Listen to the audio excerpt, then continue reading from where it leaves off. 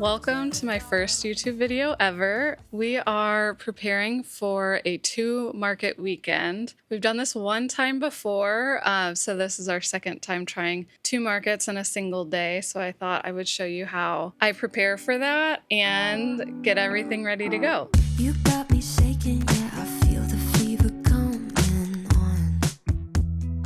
Oh, yeah.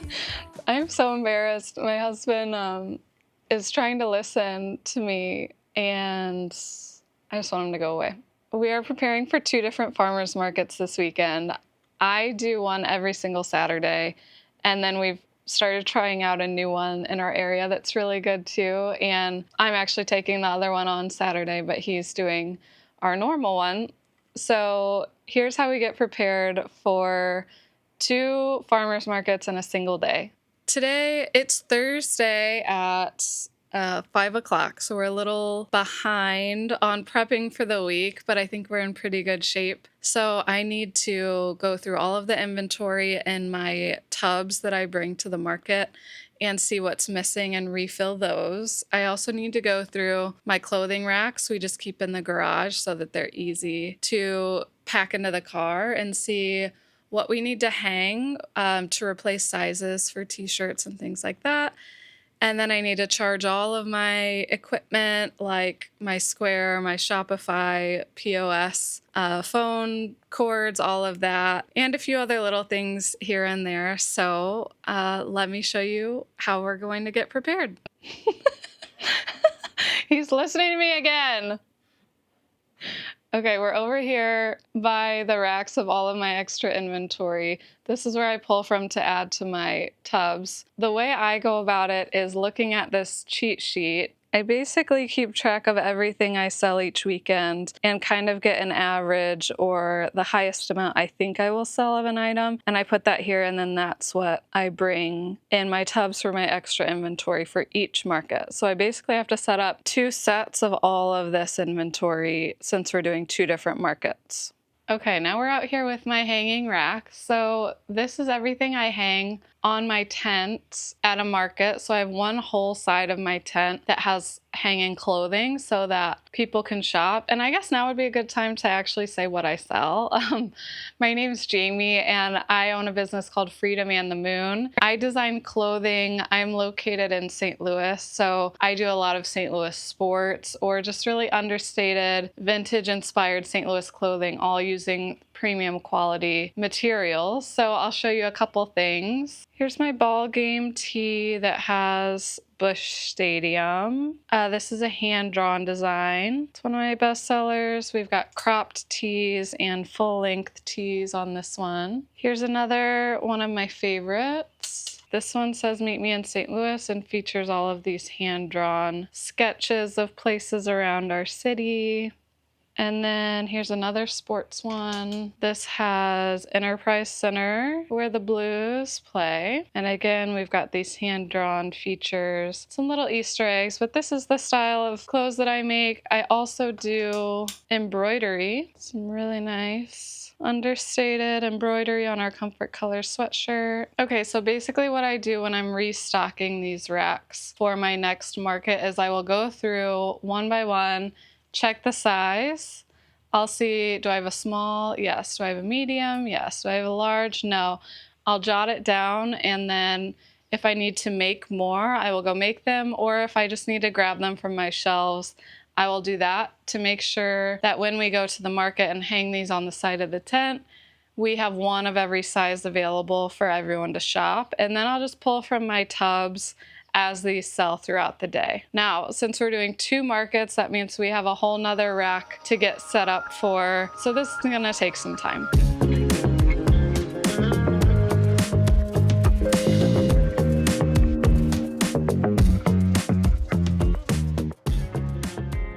All right, we're back. It's Thursday afternoon. I'm running pretty far behind, but we're getting ready to pack all of the tubs. So I thought I would show you how I keep track of everything I'm going to bring each week.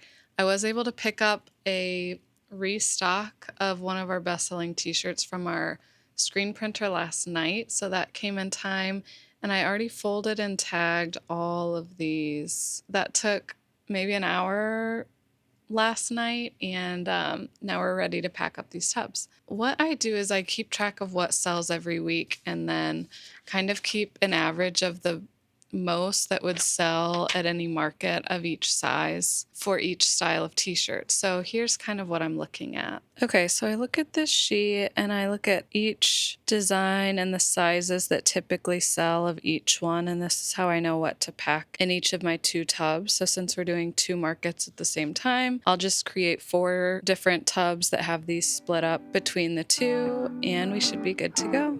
You got me shaking, yeah, I feel the fever coming on. All right, the tubs are pretty much packed, so now I need to make sure all of my devices are charged and ready to go for tomorrow. At one of the markets, we use a Shopify POS, and at the other, we use a Square. So I've got to make sure both of those are charged and ready to go. Here's the Shopify POS. This is super nice. You do need a hotspot to use it, and you have to have your phone connected to the same Wi-Fi that this device is connected to.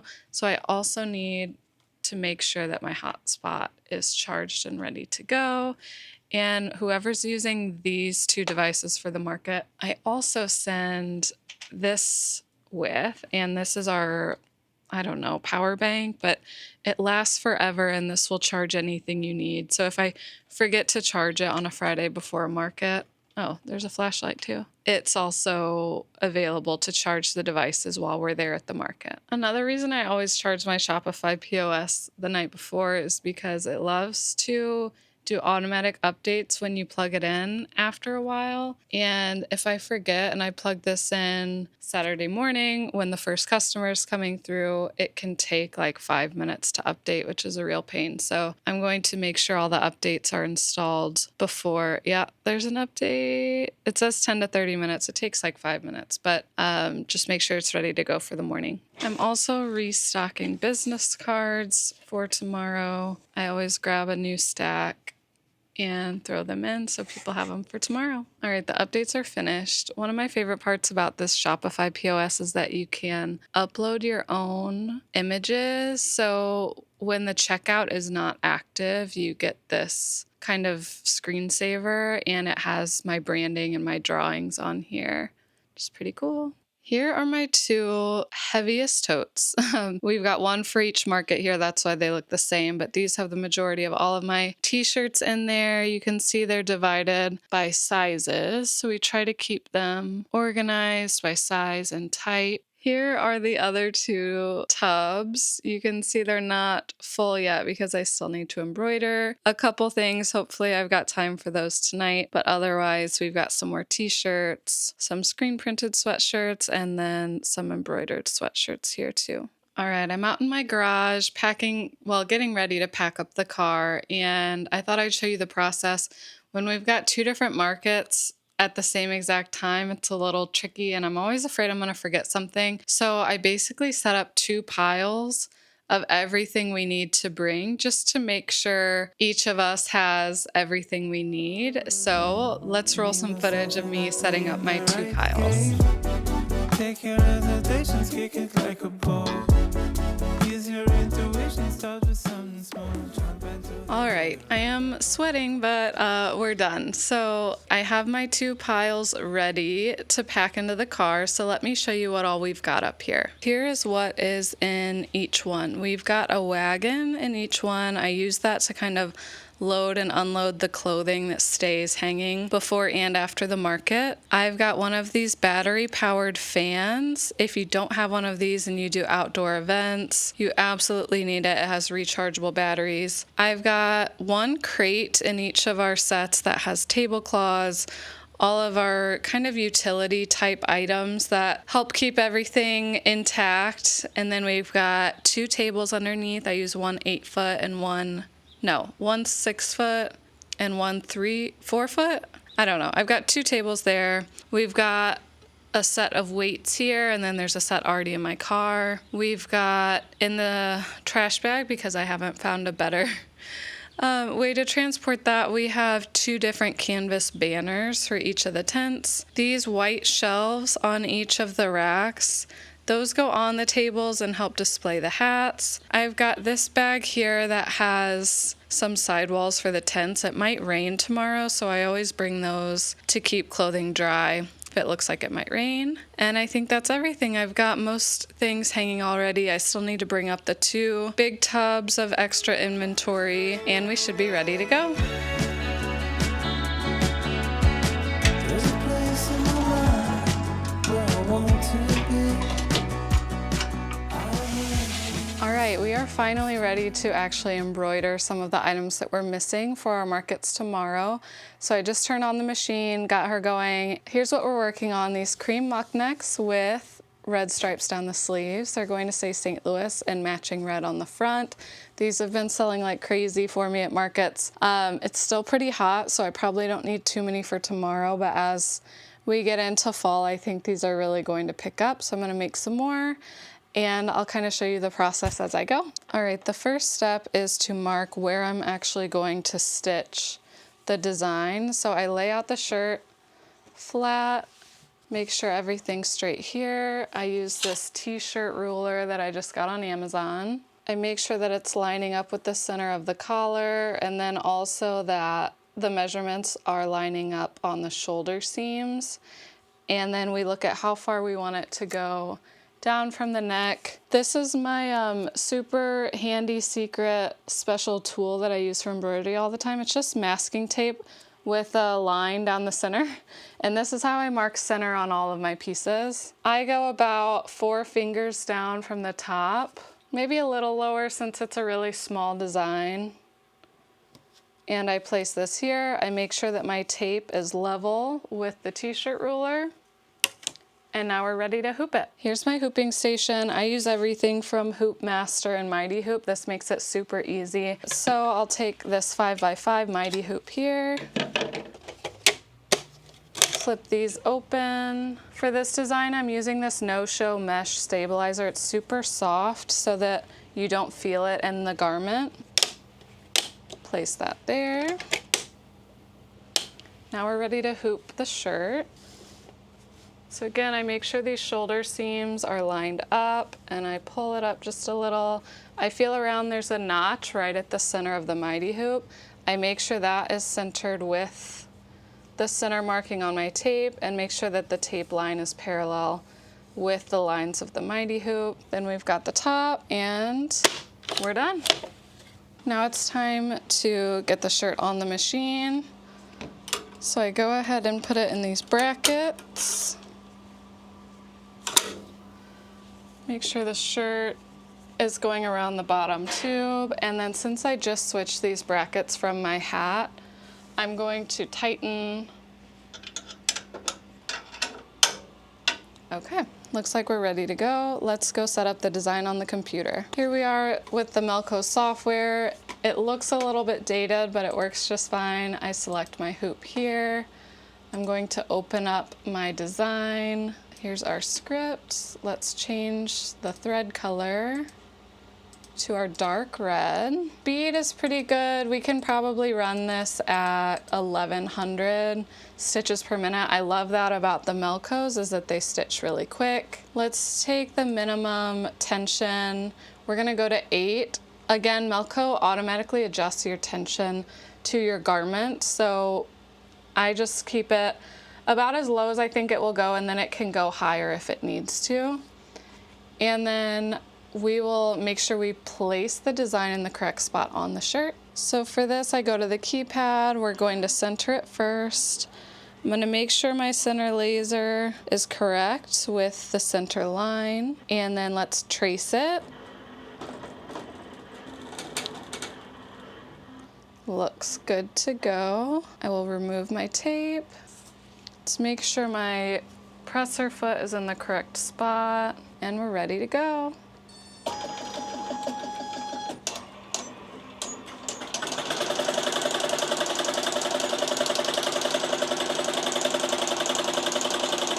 All right, this shirt is finished. Looks beautiful. We just need to trim a couple threads. This is where I always recommend that you buy multiples of the hoops that you use most often, because I have my next shirt hooped and ready to go because I have multiples of these mighty hoop, so this saves a lot of time that I can trim and finish this sweatshirt while this one is stitching out. All right, I'm about to switch my machine from shirts on over to hats so I can embroider some and restock from last week. I also have a special request. My husband, who's working the second event for me tomorrow, says he doesn't have a hat, so I need to make him one and make some more to sell tomorrow. So I'll show you how I switch my machine over to get ready to stitch on some hats. All right, first we have to remove these brackets. So you just loosen the screws. Remove that one. I will keep these 2 screws because we're going to need those for the hats. I learned this from my Melco instructor, but to get all of the dust off of this rod and put a little bit of oil along there, and that allows the hat frame to glide really nicely and get some super clean stitching. Now we slide this on. We line up those holes and put the screws in, and we're ready to hoop a hat and get stitching. All right, now I'm over at my table and we've got my hat hooping station right here. So I'll show you how I hoop a hat. You just flip this, I don't even know what this is called, up. I take my stabilizer. I pre-cut all of mine. This is tearaway. I usually take 2 pieces, and if you kind of slide it along the edge of a table, it gets you this really nice curve so that it will just sit on your hat frame like that, and it makes hooping really easy. I take my hat, I flatten the bill a little bit, make sure to remove this cardboard, and then flip this part out and just slide it all the way in. Get this center line lined up with the center of your hat as close as you can, and then you slide this and make sure all of these teeth go right into the seam between the hat and the bill. There you go. Make sure your stabilizer's flat. Then I always take a piece of masking tape and put it on the bill right here. The machine rubs a little bit and sometimes it can leave kind of a shiny mark, and this will fix that. So now we're ready to head over to the machine. All right, back at the machine. All you have to do is slide this on. Sometimes you have to kind of twist it until you feel it click.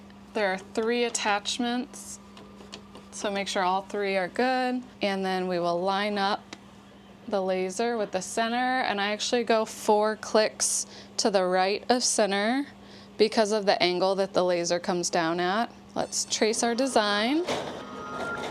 All right, we're ready to stitch.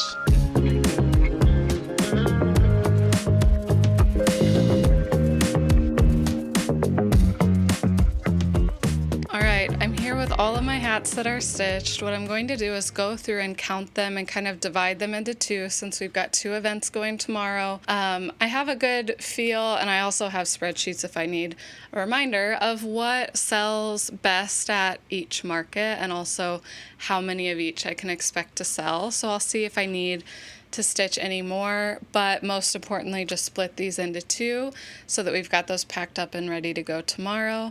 So if you'd like to see all of my hats, let me insert a little clip and I'll show you what they look like. All right, here are all of the hats. They're kind of spread out on this table, but I'll show you some.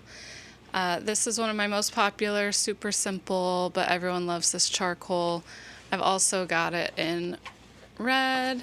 We've got this one on this nice washed blue. These two-tone hats with the corduroy have been super popular lately, so I have this one in 2 different designs. This is my own STL logo that I'm really proud of. So I have this one. I've also got it in red and white. And then I also have navy and gold for my blues fans. Then we've got over here these two-tone with the red. I also have this hat in green and black. Love this one with the burgundy that matches the rope. Also got our St. Louis girly and the classic. I used to hand stitch this exact design and now I have it machine embroidered, but this one will probably stick around forever. All right, somehow I did it. The car is packed. It's only 7:05 right now on Friday night. We usually leave at like 6:15 Saturday morning, so it's a pretty early morning for me, and I try to have a early night. So I'm gonna go shower, cook dinner, just hang out for a little bit and get an early night in, and I'll check in with you in the morning.